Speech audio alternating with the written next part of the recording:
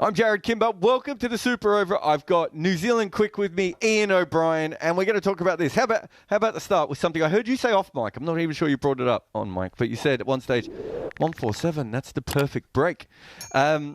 It's a perfect break in snooker. Not really an easy thing to defend, especially when the balls are running past your wicketkeeper every now and again, and you're only attacking from one end with the ball.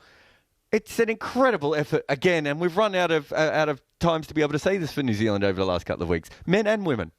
Yeah, absolutely, and that was probably something that I feel I neglected to mention during the last couple of days, is that on the back of the 2 Test wins, but the women's success in the UAE is something that I've now genuinely felt certainly absolutely celebrated it as a New Zealander, and hugely proud of what they've done. And we must look at this as how do you compare them? You can't. But brilliant. It's the best month in New Zealand cricket history, isn't it? Yeah, it's just a good time to be. It's a good time to have New Zealand as your second favourite team.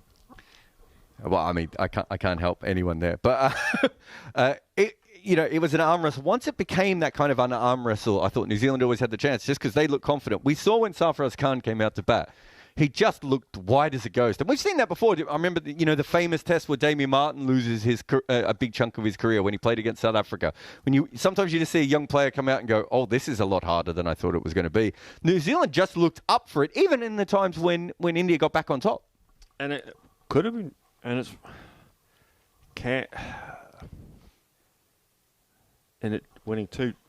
winning two Test matches in India, winning a Test series in India, it could have been very easy to have just not concentrated for long enough. I think it's probably the way. Especially with a small total to defend, right? But you give it a go for a little bit and then you back off. But I'm talking about the batting. It's very easy to make mistakes when you're batting in that heat with the amount of spin, and it's very easy to lack a concentration and make a blunder that you will, you'll think about for a while. Yeah, there was, but there wasn't many, and that's the bit that impresses me so much. You've just done something that's not been done before by a New Zealand team, but they kept on going. They kept the physical, the mental, the emotional concentration, the energy tanks. They kept pushing and pushing and pushing, and winning is the hardest thing to do. To keep on winning is the hardest thing to do, because you're living up to expectation. To live up to expectation is impossible, because you're always going to fail. You fail so often in cricket. Good luck. But they have, and they've done something that's just ridiculous. And while there's a few stars, there's a few names that we'll remember in terms of, certainly in the wickets column, there's a few. It's not going to be too many batsmen and batters we're going to remember after this Test series a year down the track. We're not going to remember a lot of the batting. And that's the special thing about this New Zealand team. And there's no doubt. I mean, and we were commentating on Ajaz Patel, and he was frustrating at times, and he wasn't landing the ball as accurately as we wanted him to. And, there were certain sections where we were just thinking to ourselves, this is just not what we're looking for from him. I think John Norman at one stage had him yanked from the attack, and we never see him again. And then he took a couple of wickets. And then another time we were like, oh, this isn't working. Going to have to bring someone else on. Ajaz Patel has actually bowled quite poor for him in this series so far. And then he comes out here, and again, whether it's the Wankhede wicket or just the frustration that he's had all the way through the series, suddenly he looks like that Ajaz Patel that we have seen before. And what an incredible effort for him. I don't know what his average is at Wankhede compared to everything else, but I'm pretty sure his average at Wankhede must be in the negative at this point. When you get it wrong, you also get a chance to take wickets. Bowled on a pitch that was good for him. Yeah, and also bowled well. And he talked in the after-match press conference that he was still trying to use the movement through the air, that was interesting, because that wasn't what India were trying to do. And India spin bowlers playing India a lot. And that was the difference that New Zealand bowlers have to do. They have to have that deviation through the air because it doesn't come off the pitch. And he was still trying to do those things. I think if he had his time again, he probably would take that out of the game a little bit because that opens up both sides of the wickets and he would try and rip it more. But that's a different skill. So he did the best. He did his things the best. He did his things the best. And I go back to that point. You do what you do. You do how you've had your success. You keep doing those things. It would have been the second highest run chase, that one, Petey. Yeah. 164 for 6 on day 3. South Africa got past India. So you are fighting a little bit against history. But, yeah, it was... But just on AJS, he was bowling basically from one end on his own at times, wasn't he? Yeah. Right? There was a big period where Glenn Phillips was bowling for the other end. He wasn't bowling to take wickets at his end. Yeah, and that's partnership. It's partnership bowling. I'd still, I had Phillips out of the attack a couple of times, and then he takes 2 in and over, and okay, that's cool. It's going to happen for you at some stage, and but I still would have had him out of the attack. I would have had Sodhi in a lot earlier in the day. He might have even been my first change from that end after Henry bowled his 3 overs, picked up a wicket. He would have been my first change there with a few more runs, spinning it both ways. He might have been my first change there, and then you can go back and use Phillips in the way that he was used, because it was the longer the day went on, the less likely it was for Sodhi to get a bowl.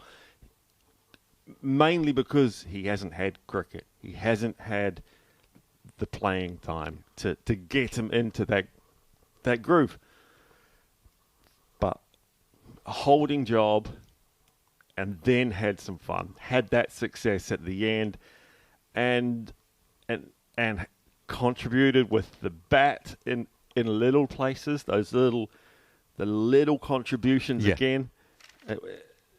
Unmemorables, but the Indian spinners went at 4s yesterday. Glenn Phillips went at 4s today.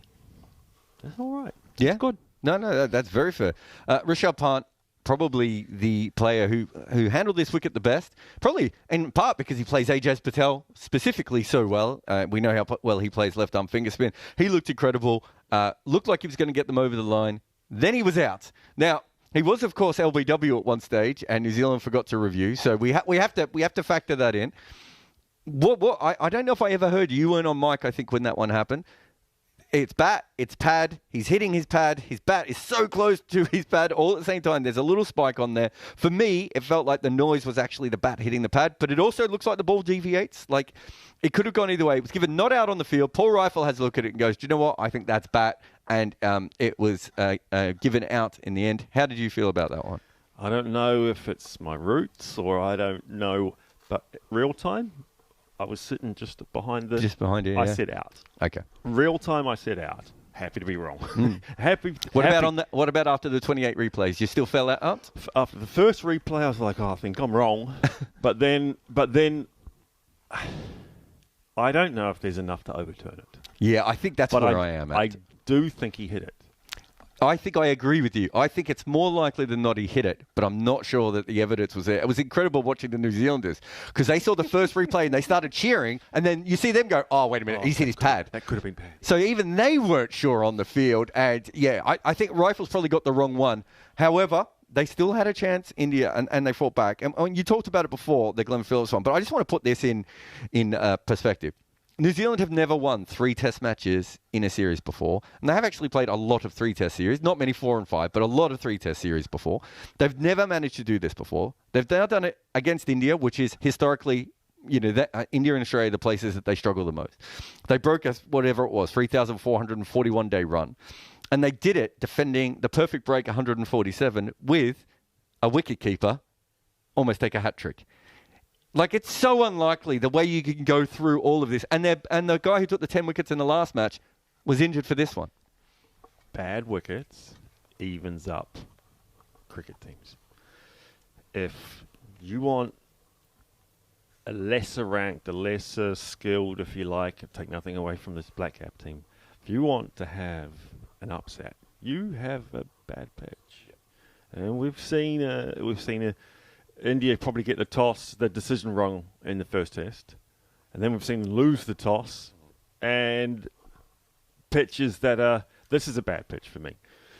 How it played yesterday and today, that's 4 and 5. That's a great that would be a great test match if it played like it did yesterday and today. How it did, but day 2, for it to play like that on day 2 and end of day 1, that's a bad pitch. And that gives the opposition a chance if they win the toss. If you're the better team, you prepare a good pitch and you outlast and outskill your opponents. Maybe India didn't think they had enough. And they were certainly playing like that towards the end. Last question. I said it before, and you kind of nodded and moved away. No. Is this the best month in New Zealand cricket history? I'm not a historian. No, but you're a New Zealander, and you read. And anything I can think of, there was a test series where Doug Bracewell should have had an LBW to win a test series in Australia. That should have been LBW. It wasn't given out, and that would have been a 2-1. But yeah, easy.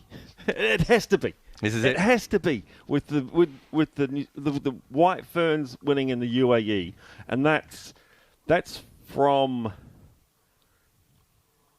quite a bit of not success. Yeah. Exactly. Both of these teams had to come back, haven't they? They haven't been.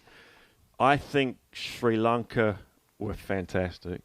They did what they do. They prepared good wickets. They didn't prepare ridiculous wickets, but they outplayed New Zealand, and New Zealand have outplayed India on not good wickets. 3 on the bounce. That is Iain O'Brien. Thank you very much. And thank you very much to everyone who's been liking, subscribing, commenting all the way through here on the talkSPORT YouTube channel. I'm Jarrod Kimber, and I have no idea when I'll see you again, but I will see you again because they make me do this.